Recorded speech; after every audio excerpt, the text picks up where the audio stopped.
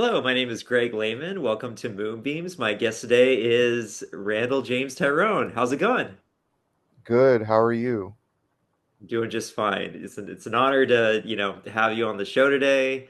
We were just speaking to you being my favorite fan so far. You've seen all the episodes and it had very nice things to say about what I'm up to. But to you, it's an honor to be your first interviewer. I'm shocked I am the first.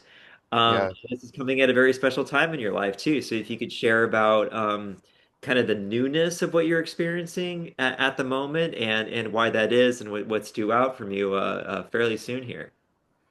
So I have my first book coming out. Um, the release date is in September, but like events and everything aren't starting until October. Um, through Texas Review Press. Yeah. Um, it's called City of Dis. It's a novel in verse, which basically just means that there's a through line narrative through all the poems. It has multiple speakers. Um, and the title City of Dis comes from Dante's Inferno. The lower circles of hell and the Inferno are called the City of Dis. I believe circles 7 through 9. Um, and they're generally where violent sinners are kept. So violence towards the self, violence towards others, violence towards God, basically. Um, and so I kind of wrote this book combining I'm from Houston, this like heat city, basically 100 degrees with humidity, um and the idea of the Inferno and mixing in what we're calling late stage capitalism into this narrative essentially. um I think what we don't really talk about in Dante is how both political but also bureaucratic his understanding of hell was. Kind of like it's divided into segments. Everyone, every segment essentially has a leader, demon, or Greek or Roman mythological figure ruling over it. um and like, even if we understand it in this corporate aspect of bureaucracy, at the top with Lucifer, it's only like three people really interacting with Lucifer, the three people, the three traitors in history in his mouth. Um, so I kind of wanted to, I guess, use that to understand our experiences in America, particularly. Um, so yeah, the book is coming out. It's very strange.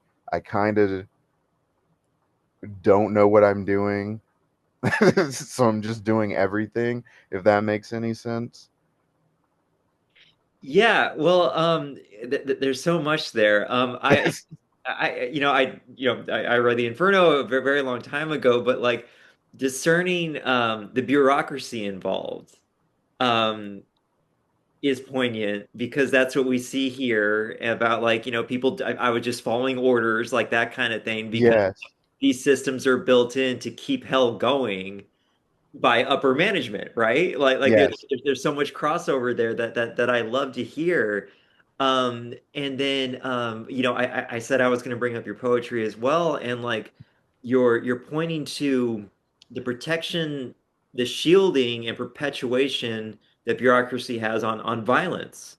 Um, Yes. that comes forward in your themes that I see in your poetry, but also just the language itself is so kinetic, visceral, and violent in its own. Like if I may here, from Electric Lit, uh,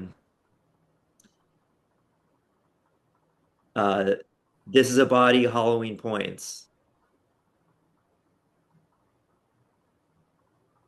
My eye twitches like a body flailing, throwing tantrum, desperate to convince breath to stay in, twitching like an eyelash that can't be blinked out from the past.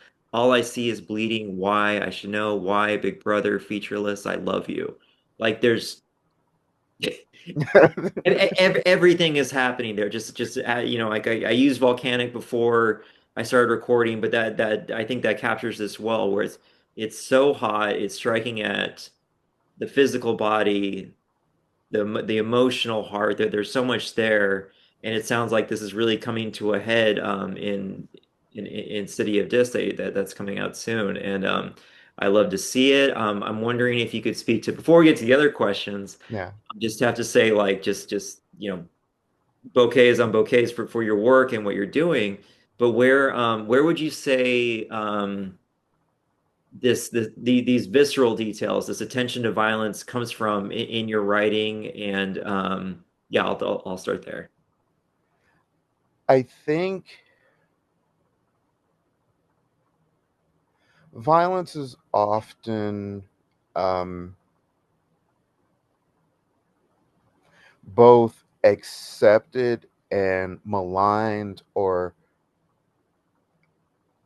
given conditions in our world, pretty much who commits violence, who accepts violence. Um,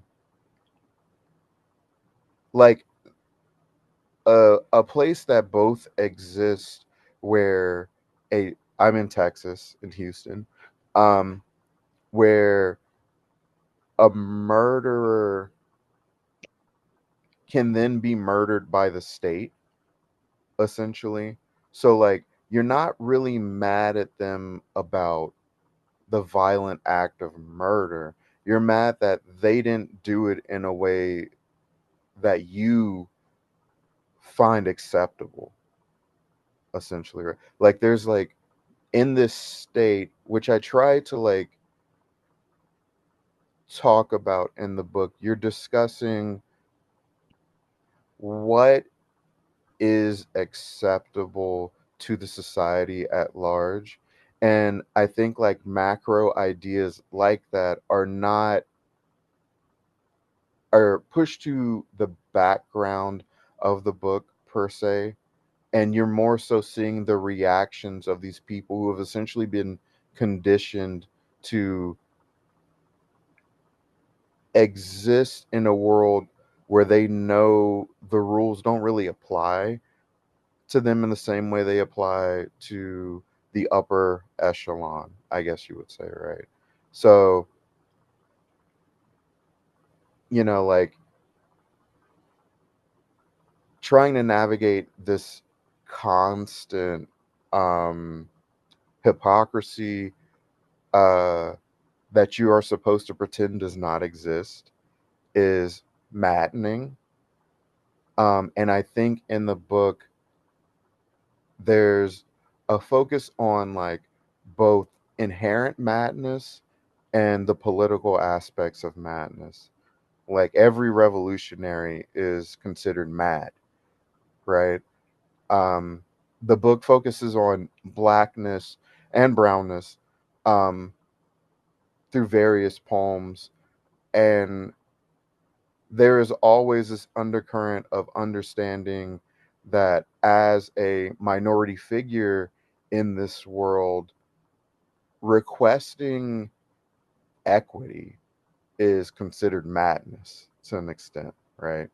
Like, and that, and of course that's tied to like uh the idea of like slaves wanting to be freed as a mental illness, right? Or like women being diagnosed with hysteria. Like the to want something other than the framework, other than the bureaucracy is considered insanity to the people who exist within it, who benefit from it. Um, so you, so I tried to write a book that essentially has a bunch of people existing on the fringes. I think like people who are experiencing both what is and what could be at the same time. So like this madness was intriguing to me.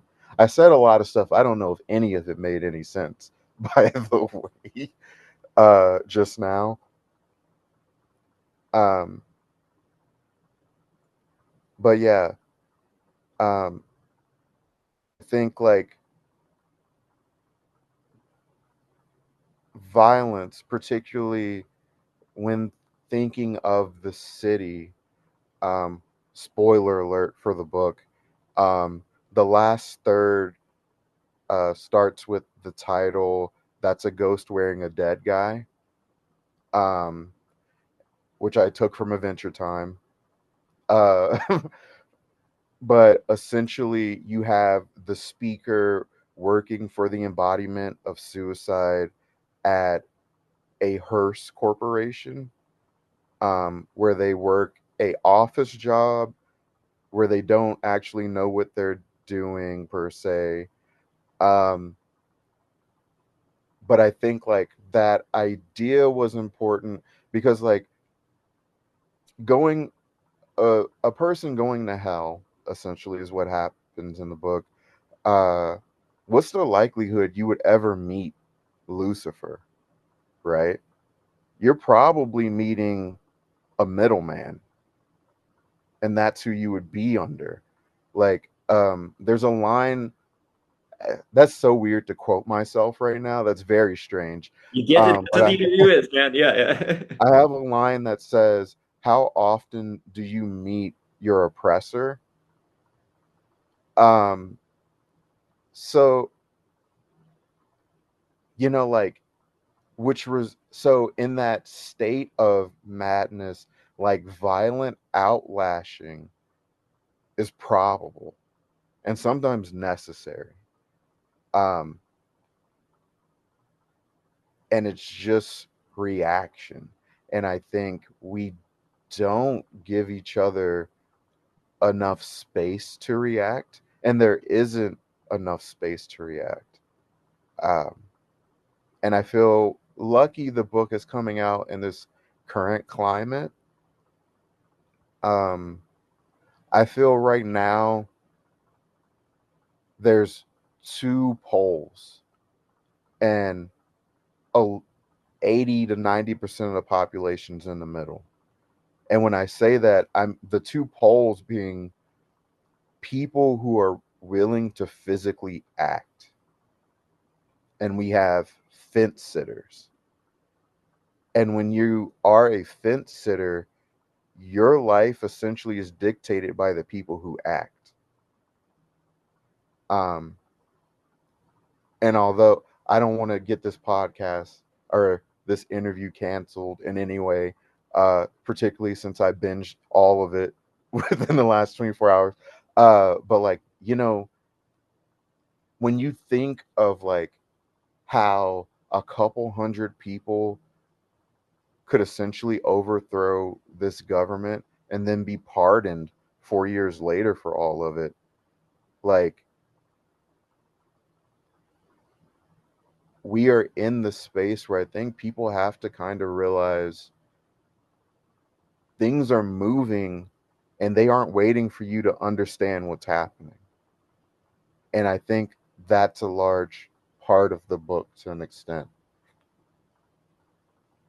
Yeah, yeah. I said way too much right there. I Oh, no, apologize. no, no apologies.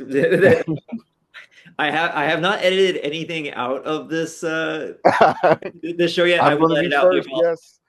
I will edit out the apologies. That's what I'll do. But no, there's so much there, and it's so timely because yeah, we're speaking on August 13th, with the National Guard being rolled out in Washington D.C. That's our moment in history right now, and we have speaking to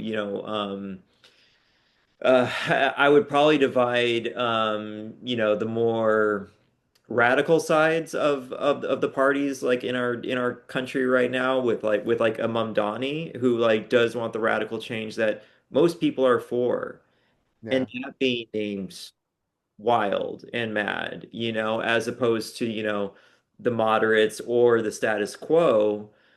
The moderates are only serving the status quo as I see it. And Mamdani, like I pray for that man. I am very concerned for that man because he does represent, what we're speaking to on what is needed for things to change. And that being called mad by by the parties Yeah. that do exist right now speaks to how needed it is and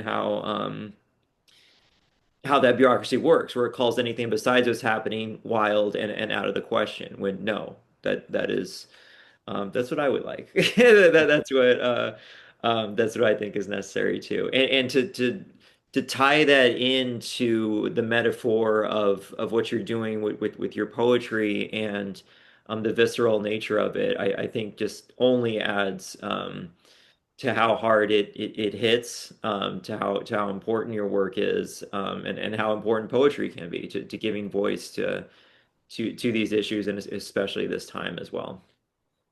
Thank you. Absolutely. Yeah, I didn't know how people would.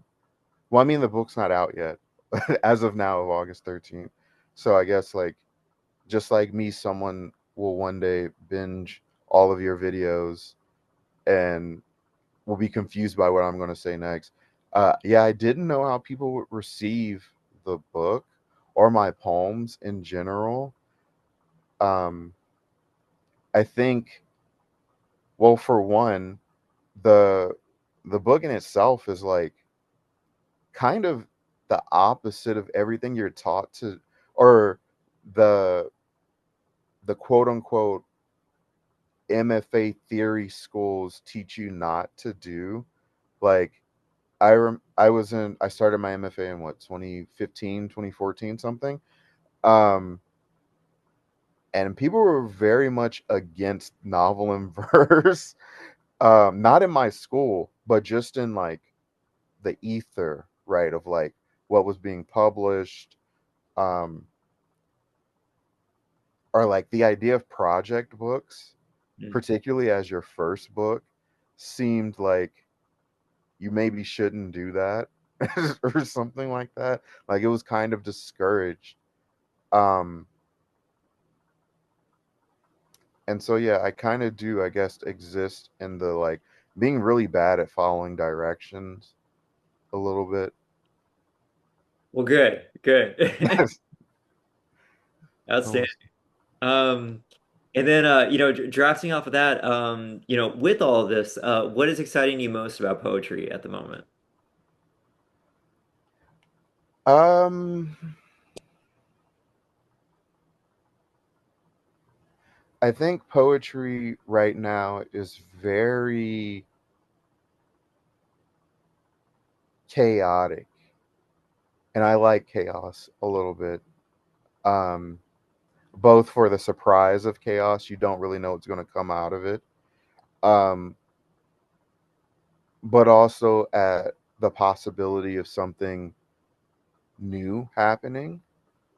I think, as we are moving into this era of where the idea of a professionalized poet um, is getting feeling a little ridiculous to an extent, um, in both, uh, of course, due to the attack on education by the administration, but also due to the more inclusive nature we now exist in a poetry scene.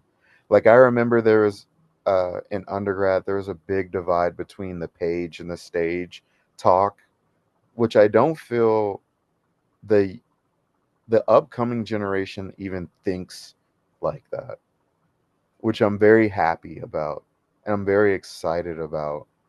Um, I think like in the next 4 to 5 years, we might see something new, something exciting. Maybe like, you know, the critics usually designate periods as ages, right? Or movements. Um, I think we're probably on the precipice of something new. Uh, I mean, and that, that is just due to both cultural, economic changes, um, but also just in the changing of guard. Uh, like I highly respect this poet, but like we are Carl Phillips retired, right? Which means someone new is going to be in his like academic position, right? Like we are getting to the point where, although we love all these people, it is time for um, us, I guess, to continue the tradition, right, of writing, not the tradition of like whatever people are going to take that as, but just continue poetry in this hemisphere moving forward. Um, so I think that's what's I'm most excited about, seeing what's going to happen. Maybe I wonder how is that a good answer? It's a fantastic answer because I Yeah. see a lot of hope there. Yeah. Yeah. Yeah. I think like we're very luck although it doesn't feel that way. I know a lot of millennials don't feel that way. Uh the double recession survivor generation. Um but I definitely think we are in a fortunate position to understand the past and also see like the future forming, right? um like uh so there's a organization in Houston called Houston Public Poetry, and they do like in-person readings at the public library, Mm. uh and they bring in poets from out of town to come read here, basically, and local. But like you go to those events and they have an open mic, and you see like there are high schoolers or like college freshmen getting up and reading their poems. Like it's very inspiring, and also you're like, wow, they're way better than I was at that age. So yeah, I yeah, I do feel lucky in some aspects for sure. Yeah, and I think when you speak to the strength and hope we're seeing in our young people, I think that that's coming from, the better edge of the double edge that is social media. I think that there's certainly there's censorship on some platforms, but like on a lot of platforms, like it is absolutely impossible for them to catch all of it from hiding, Yeah. what's really happening in our country, everywhere else in the world. Some countries do have a chokehold on their news, but that is something that, like, we don't have to go to the news. You can see like the live streams in Palestine. You can see Yeah. what's happening. And so that's where I think like the younger voices better be better than us because they can see more, than we did, Yeah. at our age. And we saw a lot, of course, coming up. But just to have those views, and to speak so forthrightly and feel like they have a place in these public spaces, is very heartening. And I hope it only continues. And I try to do what I can to show support. So I appreciate that. Yes. Yeah. I think this is a great platform for that. Yes. Awesome. Well, yeah, on that note, which poets are most impactful in getting you to become a poet?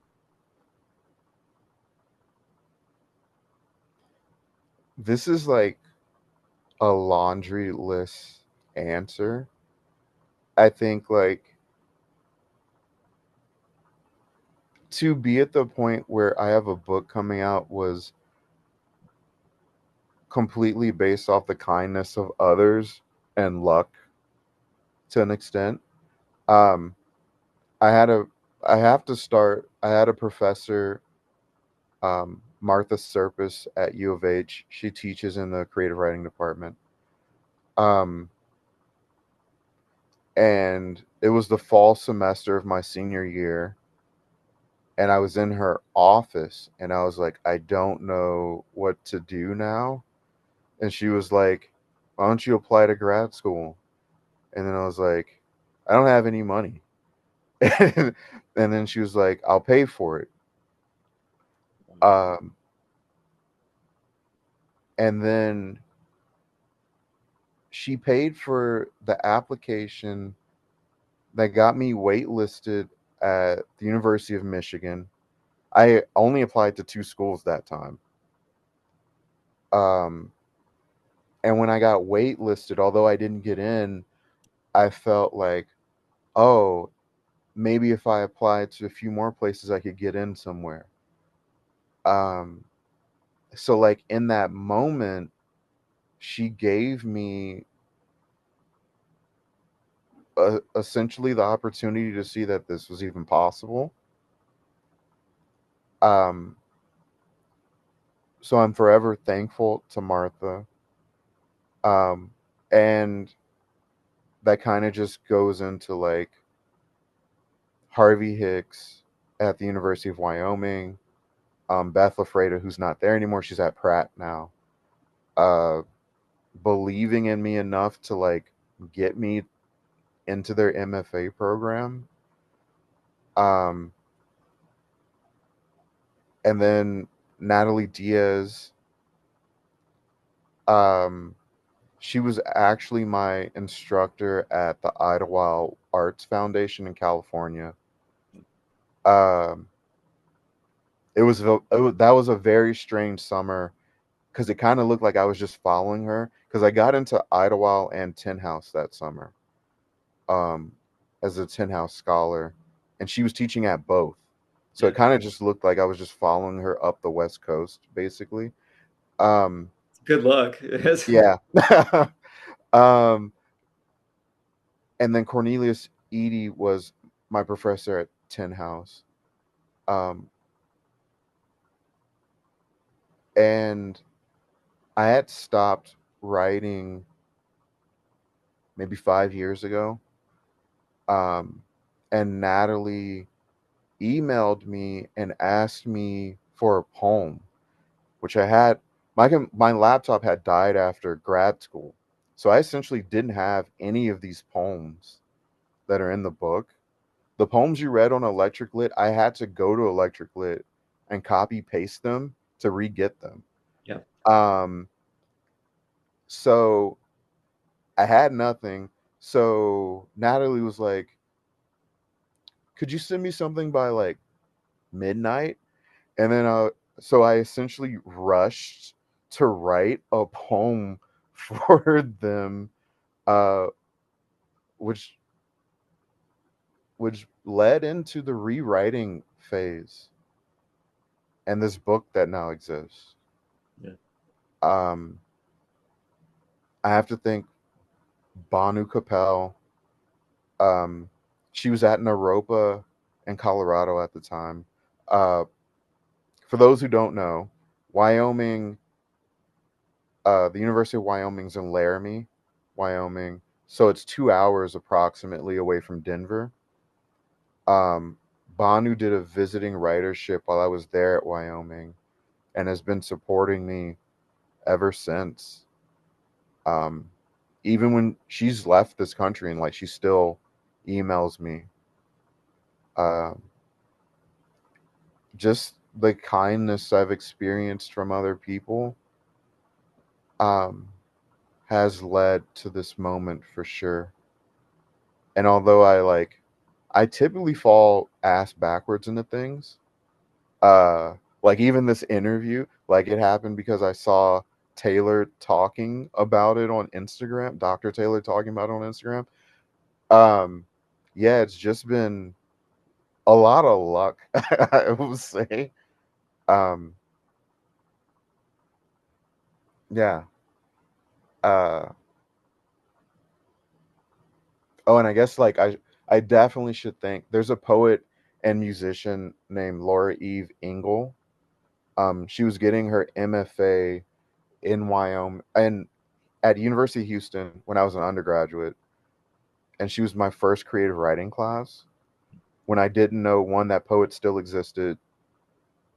Um, I knew novels existed, or were still being written, but like I didn't know what people refer to as literary fiction was. Yeah. Um, like I'm pretty sure the last novel I read before that class was like Salem's Lot. Oh, yeah. um, but yeah, like that moment in her class where she was like, "Oh, Gulf Coast, which everyone should submit to Gulf Coast Literary Magazine, is looking for interns," and I had just quit my internship at NASA um, to be a writer. That's a weird sentence. Um, I was like, I'm not doing anything. I could be a Gulf Coast intern. And that pretty much started everything to this point, I guess. Amazing. Yeah. Yeah, Love that.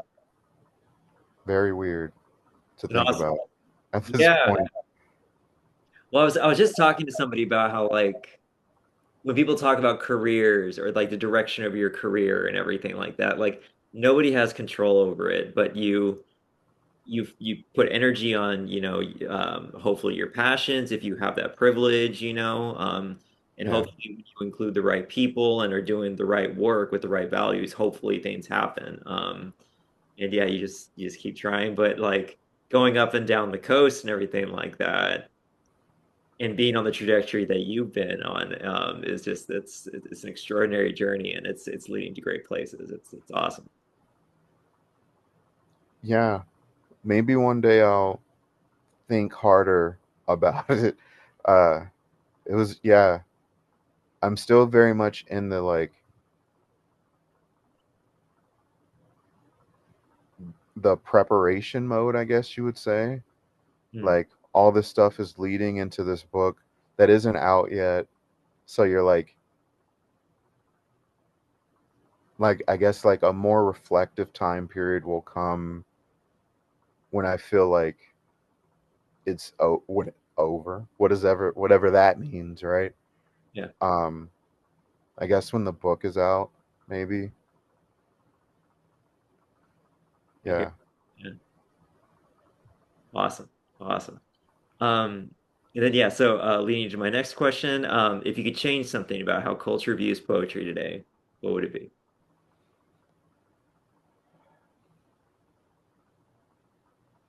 In a lot of the previous interviews,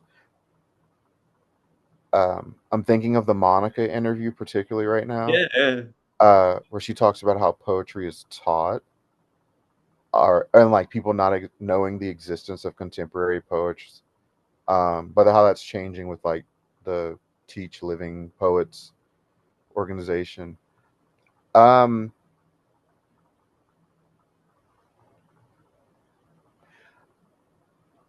to piggyback off of that, I think there needs to be a reevaluation of this idea of uh, experimental in this a sense of identifying intent. Like I think right now when we talk about and this I guess you would blame language poets for this to an extent, right? Um, the the form essentially doing all the heavy lifting in this identification of experimental to an extent, right? Um, and I think like there should be a reevaluation of form and function. Not I'm not arguing for like a rebalancing or something like that, but like when we talk about Shakespeare and the sonnets, right? Like although the form offers this constraints and rules, et cetera, there is still reason why Shakespeare chose sonnet. Like other poetic forms existed that entire time period. Um, and we don't focus on why he went with this. Or even when we teach the villanelle, right? Like I'm thinking of it's the Elizabeth Bishop poem, The Art of Something. I can't remember the name of it. Please don't flag this video for me not remembering the name of this. Um, the the structure, the rhyme pattern, the schemes, all that stuff are building towards an effect, right? And I think like as I'm of trying very hard not to put a tinfoil hat on right now. Yeah. Um, I think the CIA, Jackson Pollock, uh, experimentation of like delving into this abstractness to where the meaning could almost essentially be anything, feeling that emerged then and has kind of remained here to the point where like you're looking at poems that are essentially just, they're not experimental, they're just experiments, right? I think that, well, continue, please. What were you going to say? I think that in any genre, sport, art, whatever, 75% is going to be disposable. It's going to be like, whatever, and like your top quality, top is going to be, zero point 0.5 or something like that, So I think that like that's going to happen no matter what, but like there needed to be some kind of newness after like World War II, like 50s, and like that's where Yeah. you get postmodernism a lot, So to go from that and not to really find voice and connection and meaning like you want in the same ways that you could before, of course, there's going to be some disconnect in like the really experimental stuff, which Hmm. makes the experiment for its own sake without really connecting, and like I think that like what you're describing around certain forms being chosen to get you to certain terrains or certain connections is very poignant because that is an artist's choice to do something. Are you making that choice with some kind of weird structured choices that like just to do it on its own, well, it's probably not going to connect too much. It's probably not going to like Yeah. take you to a certain like emotion or connection or experience you had. Um, and everyone's on their journey. Everyone's going to get to those places however they want, and different people are going to connect to them in different ways because they have different values. But what you're speaking to, just about what I think you're kind of steering towards is like, an experiment that means something that like, is messing with a certain form in order to address a certain issue, a certain experience or something that needs to be highlighted more instead of it's for its own sake, I feel like that's where we're kind of arriving here if I'm reading. Yeah. Yeah. Um, and oh, this is real nerdy, but I think this is like because of since we are speaking of art, like I do think of like the 2000s, 90s, even early 2010s, like prog music, um hierarchy is what I'll say. Where like you have a couple bands who are essentially maybe on the forefront of what we kind of think of as like drone music a little bit, or even like the early stages of noise music a little bit, right? Um, which is fine. But then like I think of bands that like really stuck with me, like my fellow Texans, the Mars Volta, um, where yes, it is very noise like and it is very strange, but all of that is to build atmosphere. Like it still has effect on listener. Like it may be abrasive, right? But then you get to points where you're like, "Oh, this was preparing me for this." right? Like I think the payoff is what I'm arguing for. Um, like we all are very lucky as artists that people spend the most valuable currency they have to interact with the things we have. They spend time, you know. That although it's unlikely, that person could have spent their 5 minutes reading your poem and then have an aneurysm. Like that that's really extreme, right? And unlikely, but like that is what you're dealing with, right? Like this person dedicated the few moments they have to look at or experience something you made. Mm. And I think you have to reward that in some way. Yeah. Um, and I'm not, I know like, I'm spacing on his name. Uh, he's more recently in the Mission Impossible movies, but he started off in Shaun of the Dead, Simon blonde hair. Simon Pegg? Or Yes. yeah. He has this currently popular quote about, I guess he was doing the Criterion collection maybe, Okay. uh, about like entertainment being too overvalued in art. And I'm not really arguing for entertainment, but I am arguing for like walking away with something. Yeah. Yeah. And that the form, the experimentation, whatever is secondary to that. Yeah. But I was also going to point out, I haven't talked about Mars Volta in a very long time, and I haven't. But I was going to point out, D. Louse and the Comatose Yes. is a concept album too about a very serious loss to the band, and Yes. it's interesting that you bring that up because this book is kind of like a concept album adjacent. I would say Yeah. there's a theme here. Yeah. Yes. They definitely, although like that Deleuze and Francis the Mute both shaped my understanding of like what a complete project could be, Yeah. both in its emotional weight for you, but also how you could turn that into like giving people something, right?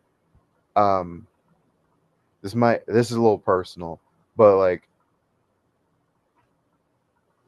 the s- the summer before I started my MFA, um, I had someone I considered a friend die. Um, they were also a Gulf Coast intern. They were just starting. Um, her name was Alice. Uh, and I went to their funeral like June, I believe, May, June. Um, and although that was a very tough experience and environment, they gave everyone a copy of like her DIY chapbook. And I remember being there and thinking, like, feeling like this was maybe the most important thing I've ever gotten from someone. And like how this stuff exists beyond you, right? Like, I still have it. I still keep it and think about it. And like, although one day I may be gone, or we all will one day be gone, right? But like this thing will exist. Like that, not so much as a proof of your existence, but like this is a gift to other people, right? And I feel that way with all art to an extent. Like, oh, and when we think about Deleuze, like that's both in memoriam to their friend, but it like what Deleuze is like has to be approaching 25 years old at this point, It's 2003. Yeah, and we're talking about it right now in 2025. yeah. So like, and it has helped get me here. It has definitely influenced me, right? And like my understanding of the idea of the art project, right? Um, and I'm thankful for that. Uh, and although this comes off sort of hypocritical in what I said earlier about like they're not experimental, they're experiments.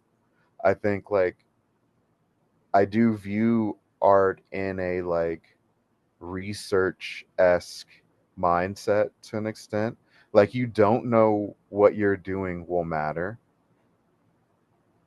You don't know if it'll even be effective, really, right? Um, but when it comes out, anything is essentially possible. Like, we have Velcro because somebody needed things not to float on the International Space Station. And we have my book because they made Deleuze 20 something years ago, right? Yeah. So we'll see. And yeah, I would put, I'm not a music expert at all, but I would put Mars Volta in like more experimental, Yes, you know, definitely. genre, but it works because I mean, at heart, these are very, very sharp, raw emotions that are coming through that connect and that connection's maintained. And also to underline what you're saying about the mystery and the courage that one has to seize on to make art, like yeah, none of us knows what anything we're going to do is going to do. And like, um, it takes a lot to really push yourself and your craft to make something that like, um, is at least effective, if not, hopefully long lasting, hopefully connects with others. And it's in that courage and in embracing that mystery and the strength that hopefully we make something great. And that's what, um, that's, this will be a tangent too, but that's where I come in with AI too. It's like the fact that it can make art is that doesn't matter whatsoever. Like art is a lifestyle. Art is, an inner calling for us to be courageous and live out this craft that we feel called to make and give to others, in a way that's hopefully, of value and shares, um, witness and emotion and all that. Yes. I Yeah. think like with the idea of AI, right? Um, we are not paid by FX, but I will say people should watch Alien Earth. The first two episodes just premiered yesterday. Um, and I am a big Alien fan. Due to my grandfather, he had me watching those movies when I was like in elementary school. Maybe might not be the best decision, but whatever. Um, and in this newest edition, what people don't talk about, and that's partially Ridley Scott's fault, I guess, is the political nature of the Alien movies have always had. Like, Weyland Yutani is essentially the corporation that sends everybody to die in space, right? But Weyland Yutani in Alien lore is the next step of Walmart. Like, Alien's future timeline, Walmart becomes Wayland. Like it gets like subsidized or bought out or something, right? So in the new series that started yesterday, you have these Facebook AI new guy who recently became very ultra wealthy and is now competing with the old guard of the ultra wealthy, right? And I don't think in and with that update to the series, right? Like I don't think an AI system one, they don't think independently, but like that processing of the current into the art is not happening with AI systems, right? Like they aren't a part of the lived experience. Yeah. So how can they possibly make art for you that means anything? Like,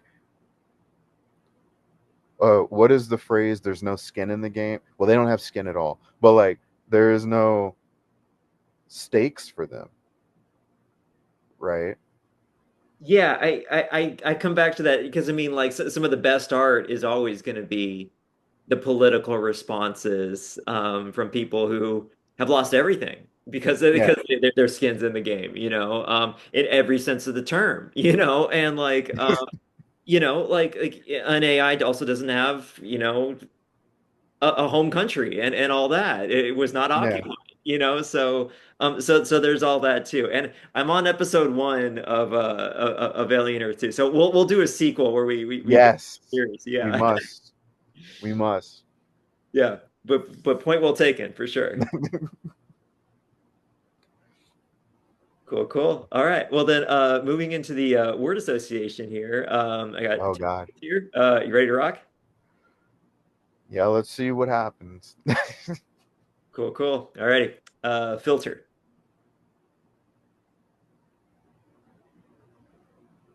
Cleaned, verse, necessary, dolphin, whole, file, heart, manager, overpaid, license, gifted, structure, walls, Saturday, space, publishing, hard, and hope. probable. Mm, yeah, excellent. Love it. Cool, cool. And then favorite line of yours that you came across recently that you'd like to share. So I have a friend. Um, their name's Aaliyah Levon Ty. I can show their book. Please, yeah. Beautiful. It's from Tram Editions.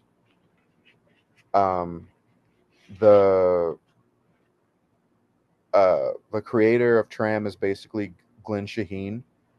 Um, he finds great books, chapbooks, and he makes them, and he tries to give as much money to the artist as possible. Um, so I'm very thankful for Glenn, and Aaliyah. So she has a poem, or they have a poem called "The Negotiations" in this book, and I'm going to read 4 lines from it, if that's okay. Here, honestly, my own only political beliefs. Some bodies live as empty closets, racks full of only a foreign shame. For so many reasons, a body gives no one. A son in this classroom, the god of war is honoring Farsi. Amazing. Um, yeah, I like, I really enjoy their book. I think like a lot of it is like, although the book came out a few years ago now, maybe 2 or 3, um, unfortunately, the book constantly remains like in conversation with what's happening. The book is about Houston and about like natural disasters happening in Houston, but both which uh, due to our power grid and hurricanes are constantly happening here, right? Um, but it also is about like being Persian from the quote unquote Middle East. Um, and in that particular moment, they're referencing soldiers were taking like Farsi or Arabic at community centers. So like you you as minority in this country, global majority, um, are in a room with a white person or white presenting person, and you're not sure if they're learning the language to go bomb like people who look like you, or if they're learning to get to like know your culture. Like that space is also madness, right? Um, but like that's such a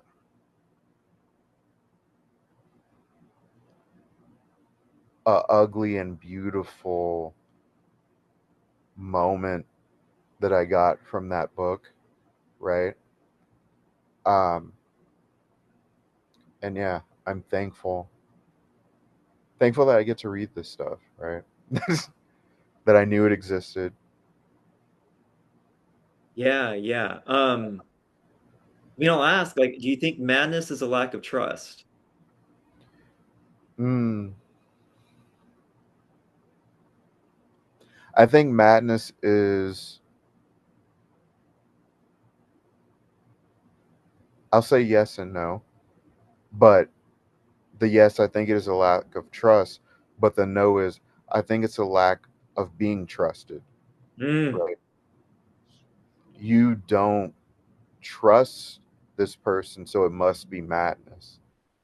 There can be no validity to what is happening because you don't believe them, right? Uh,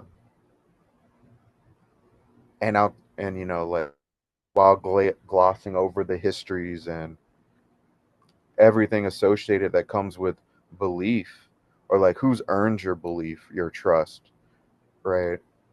I think that's difficult. Um, most people have a sense of self-preservation, um, but the difficulty arises in identifying what is actual self-preservation for you and what is indoctrination, and do you trust the other person's views on what is what, right?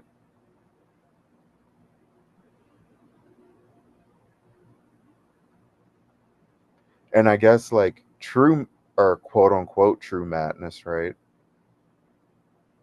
is the loss of trust in self to an extent. Um, can I trust what I'm seeing right now? Can I trust my own thoughts?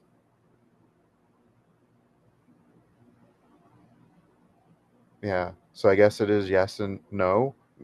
That's not a good answer, but it's a great answer. Like yeah. mutual trust. And then the yeah, it's like took the one question, pointed it, turned it around, and then turned it in. That's those are the kinds of answers that give the most. Yeah, thank you.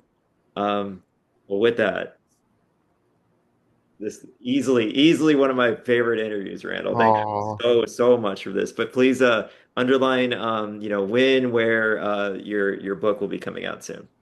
my book is coming out through Texas Review Press. I saw you post my pressmate, Yeah, um, Mr. LaSalle. yeah, yeah. Uh, I mean, yeah, we we are coming out in the same season. Uh,